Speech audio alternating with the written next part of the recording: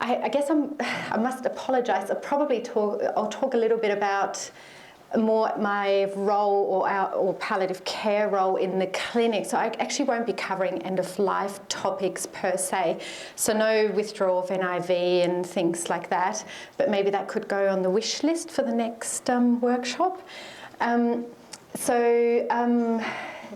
Really, I've put this supportive care statement up. My role is both in palliative care and in renal supportive care. For a lot of people, it's probably pretty clear that I don't need to tell you. It's kind of really the same thing. But the problem is the acceptability to other clinicians and patients and families that when they hear palliative care, they think it's the last 2 days of life. And I think hopefully after today, even though this is just 15 minutes, that won't be what you'll be thinking of palliative care anymore.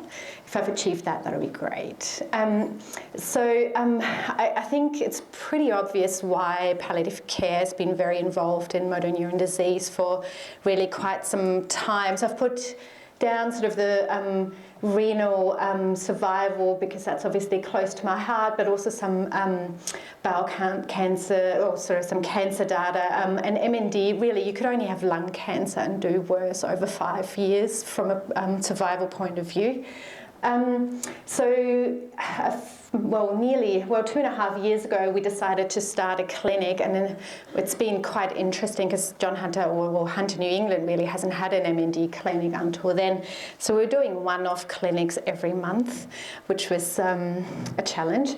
At the moment, we've got sort of a respiratory physician, neurologist, Pall care involved. We don't have a dedicated allied health team, which is not great, but we're just volunteering our time, so we haven't really got funding for allied health, so we're pooling whoever we can get from wherever. We sort of have around 40 active patients on our board.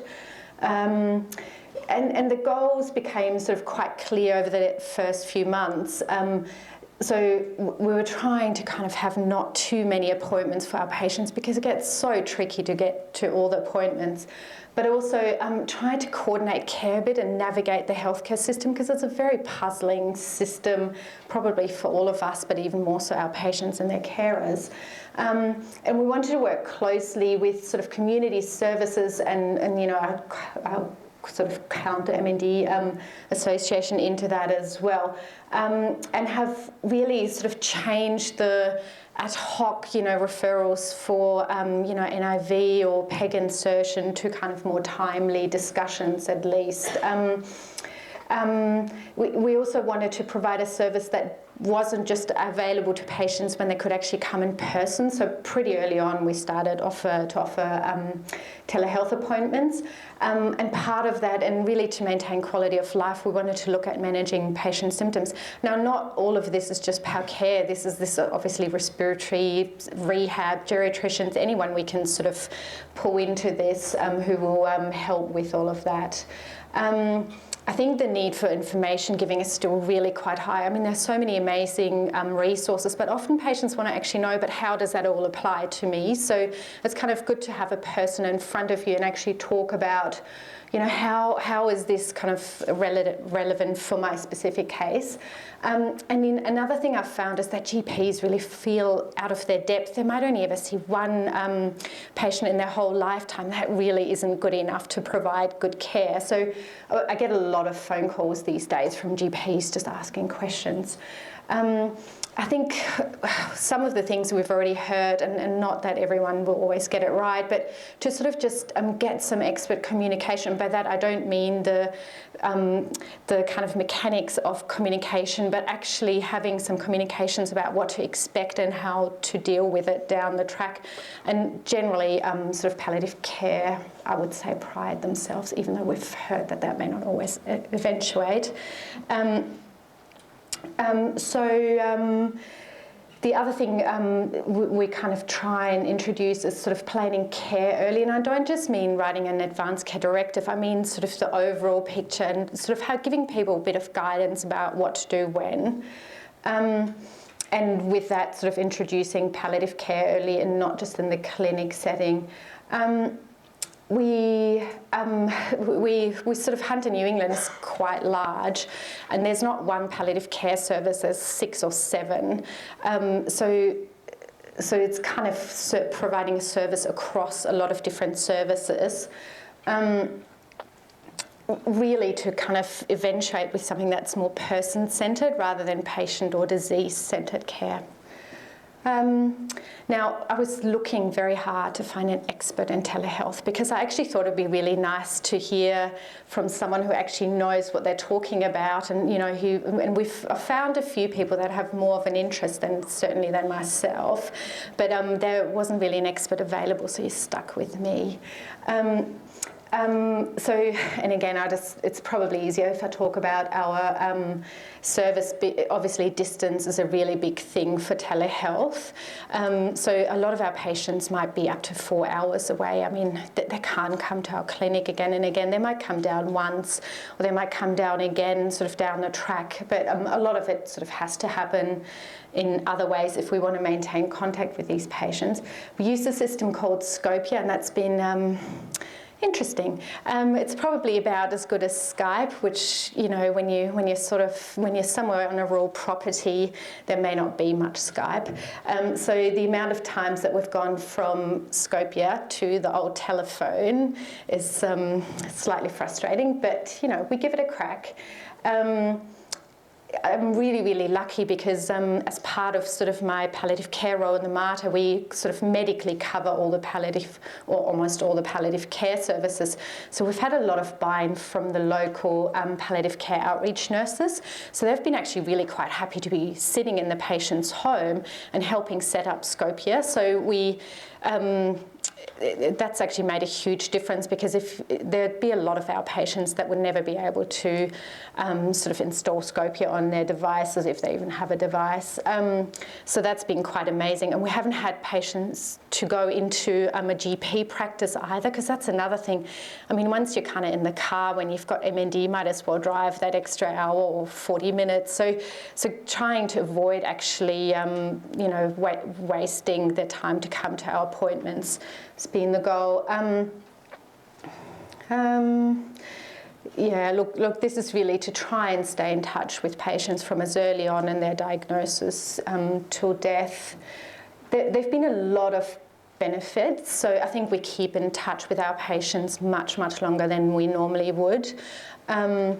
It's sort of often been a good way of getting them introduced to the local palliative care team. So it's been quite a seamless transition to have the local palliative care team involved, even just to set up these telehealth appointments and sort of have the palliative care nurses sit in the appointments. And really, it's been quite welcomed. I've been very, very lucky with the palliative care teams that have been very, very keen to be in the appointments and support our patients that way. Patients don't have to go anywhere, I've said that already. And also we then sort of create a bit of a network to follow up, because it's great to see a patient every 3 months, but when you try and manage their saliva, 3 months is a very long time to just try one thing. So often the local palliative care nurses will just follow up in between, and then I get an email or phone call saying it did or didn't work, or too dry or not dry enough, or whatever the issue might be, or pain. It can be so many different things. So it's sort of speeding follow-up up. And of course, we get a lot of feedback as well. So we I get emails or phone calls from patients, from their local palliative care team saying, look, these are the changes, and can you see him or her earlier, or they're doing really well, no need to see them so soon. There have been difficulties, and obviously technology, I don't need to tell you, if there's no internet connection, there's no internet connection. You can't really use Scopia, but so I found, for example, advanced care planning incredibly difficult, and you can imagine it. So sometimes if we just see someone once in the clinic, you've only just established a rapport. You've hopefully established that you're that you're not there to shorten their life, that actually the goal is to provide quality and support. But then actually when you then have the next appointments via telehealth, and maybe they're deteriorating really quite quickly, and you think this is the time to talk about it, or you have to via telehealth, you may not see everyone in the room. So someone might not be on the right page, you might be upsetting them, or you're going too slow. It's really hard to actually gauge. My favourite one is when halfway through a sentence the connection gets lost. It's brilliant. Connection, Wi-Fi issues. That's sort of the crux in the area. And I would say that maybe in the more sort of Sydney areas there may not be that many issues, but we're facing a lot of connection issues. Apart from that, though, this is the data from our clinic using telehealth appointments. So you can see that in the year 17-18, we're doing, I think it was about sort of 60 and 70, and maybe a fifth or a sixth of all our appointments were via telehealth. And just sort of in the last 8-9 months, we're moving much closer to a third. So I think the uptake sort of been happening fairly quickly. Kilometres saved, that seems to be a unit that telehealth services use. It looks quite nice. Anyway, so in my last nearly 4 minutes, advanced care planning can't be done in 4 minutes, but I can just give you a bit of an idea, because I don't like thinking of advanced care planning just as one form to be signed. I think thinking about care planning is a much more meaningful way of looking at it. And sort of when we discuss, and actually what people think about people think of as advanced care planning sneaks into a lot of discussion. So when you're talking, for example, about PEG insertion, I've got some patients that just don't find it acceptable, the thought of being dependent on PEG feeds, even when they don't find living as acceptable like that. So even when I discuss, for example, timing of a PEG, I usually allow patients the way out, saying you don't have to use it for nutrition when you don't want to anymore. NIV, so similar to that, some patients, the biggest hindrance to actually wanting to try it is because they can't face the idea of being dependent on it, and there's always ways around it. So having an open discussion, saying, look, really, even if you don't want to be, kept alive by good nutrition, you might want it for medications, or when you're thirsty, or when you're actually hungry, but it takes an hour to eat anything. So there's a lot of different ways of sort of planning patients' care. I often have discussions with patients, what would they actually find acceptable? Would they actually want IV antibiotics if they have an aspiration pneumonia? Or is that actually something that at this point in their life they don't find acceptable anymore? Symptom management, often patients get episodes of choking with the saliva. Some patients' biggest criteria is that they don't want to have to call an ambulance, or they only want to know when they would call an ambulance, so when it happens again and again and they really don't think they can stay home. So it's kind of a lot of little, they're huge things obviously for patients. There are a lot of things that really need to feed into that, and they're not all done in one form. Important events. Only the other day, a patient wanted, or a patient's relative wanted to know, would it be better if we continued a certain treatment just so, the patient can be alive until the son comes back from holidays. It's kind of important to know what's important for our patients. And, also when would they want palliative care outreach involved? Those kind of things, that's all care planning, more from a medical point of view, admittedly. When it comes down to the tools that I've been using or we've been using a lot of, so when it comes to the discussion of, place of care, one of the tools that's been incredibly valuable has actually been the New South Wales Ambulance Care Plan. The trick with that, though, is even though we encourage everyone to fill it out, when it comes to nominating the hospice as a place for end-of-life care, it kind of really needs to be filled out by a palliative care physician. So that's when it gets a little bit complicated. We all know of the resuscitation plans within hospital, and then there's a MOLS, which generally tends to be used in our area in an aged care facility, and of course advanced care directives. I think for all of that, I would recommend you really keep GPs involved. This is a really useful website, and often will sort of direct patients and their relatives towards Advanced Care Planning Australia. It's got state-relevant sort of directions how to write your advanced care directive. Admittedly, we don't have a social worker, so we don't do a whole lot in our clinic. They're really quite time intensive. And I found even though in essence they kind of probably trump any advanced care planning, the application can sometimes be a bit tricky in hospital. It's quite worthwhile if you know someone has an advanced care directive. I usually recommend patients they bring it in so I can have a look in clinic, because some of the wishes, it may just not be possible to achieve in hospital. So it's good that it's written down, but if it doesn't overlap with what can be achieved in hospital, it becomes a little bit difficult. This form, are you all familiar with this? Even if you won't be filling them out yourselves, it's a very easy resource.